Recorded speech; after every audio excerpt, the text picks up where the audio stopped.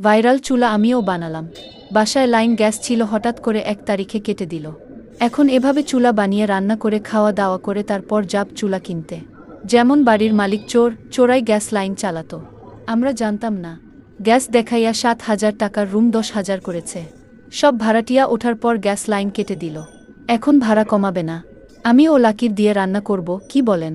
এই চুলা কিন্তু যখন দরকার তখনই বানিয়ে রান্না করা যায়। অনেক সুন্দর জ্বলে। ভিডিওটি ভালো লাগলে লাইক কমেন্ট শেয়ার করুন। আর এই চুলা আমি কিভাবে বানালাম সেটা যদি দেখতে চান অবশ্যই কমেন্ট করবেন। আমি চুলা বানানোর একটা ভিডিও দিব।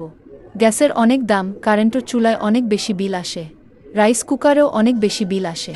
তাই সাশ্রয়ী হওয়ার জন্য মাঝে মাঝে এই চুলা বানিয়ে রান্না করুন। আপনার সংসারে অনেক টাকা বেঁচে যাবে। ঘরের লক্ষ্মী বউ হতে চাইলে এই চুলে অবশ্যই বানাবেন। সতর্কতা বার্তা, বাড়িওয়ালার যেন না দেখে। দেখলে কিন্তু জামিন নাই। বাড়িওয়ালা দেখলে খবর আছে, হা হা হা হা।